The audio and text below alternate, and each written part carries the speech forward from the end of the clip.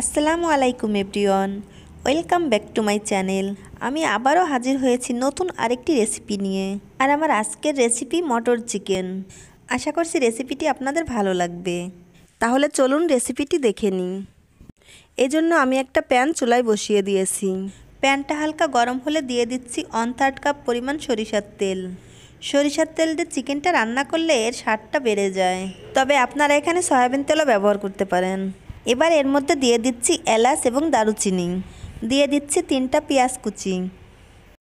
এখন এই পেঁয়াজকে নেড়ে চেড়ে ভেজে নিব, তবে খুব বেশি ভাজার প্রয়োজন নেই। এবার এই পেঁয়াজের মধ্যে দিয়ে দিব 1 চা চামচ পরিমাণ রসুন বাটা, 1 চা চামচ পরিমাণ আদা বাটা। এবার দিয়ে দিব 1 চা চামচ পরিমাণ লাল মরিচের গুঁড়ি, 1/2 চা চামচ পরিমাণ জিরার গুঁড়ি, 1 চা চামচ পরিমাণ হলুদের গুঁড়ি, 1/2 চা চামচ পরিমাণ ধনিয়ার গুঁড়ি এবং 1 চা চামচ পরিমাণ মাংসের মশলা। এখন আমি সব মশলাকে একসঙ্গে নেড়েচেড়ে কষিয়ে নিব। 1 মিনিট কষিয়ে নেওয়ার পর এর মধ্যে দিয়ে দিচ্ছি চুই জাল, দিয়ে দিচ্ছি 1/2 কাপ পরিমাণ মটরশুঁটি। এবার আমি এই মটরশুঁটিকে মশলার সঙ্গে ভালো করে নেড়েচেড়ে মিশিয়ে নিব। এবার দিয়ে দিচ্ছি 1/4 কাপ পরিমাণ টমেটো পেস্ট, দিয়ে দিচ্ছি স্বাদমতো লবণ। এখন আমি 5 মিনিটের মতো টমেটোর পেস্টটাকে মশলার সঙ্গে কষিয়ে নিব, যাতে টমেটোর কোনো কাঁচা গন্ধ না থাকে। মশলাটা কষিয়ে নেওয়ার পর যখন মশলার উপর দিয়ে তেল ভেসে উঠবে তখন দিয়ে দিব চিকেন। আমি এখানে 300 গ্রামের মতন চিকেন নিয়েছি। চিকেনটা দেওয়ার পর আমি ভালো করে মশলার সঙ্গে নেড়েচেড়ে মিশিয়ে নিচ্ছি। আমি মশলাটাকে চিকেনের সঙ্গে আরও 5 মিনিট নেড়েচেড়ে কষিয়ে নিব। মশলাটা যত বেশি কষাবেন চিকেনটা তত বেশি ভালো লাগবে। এভাবে আমি নেড়েচেড়ে প্রায় 5 মিনিটের মতো কষিয়ে নিয়েছি। এখন আমি এই চিকেনের মধ্যে 1 কাপ পরিমাণ নারকেলের দুধ দিয়ে দিচ্ছি।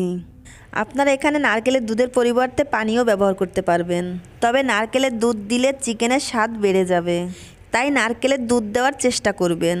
এবার আমি ঢাকনা দিয়ে ঢেকে অপেক্ষা করব চিকেনটা সিদ্ধ হওয়া পর্যন্ত। এরই মাঝে চিকেনটা সিদ্ধ হয়ে গেছে। এখন আমি এই চিকেনের মধ্যে দিয়ে দিচ্ছি 4-5টা কাঁচামরিচ।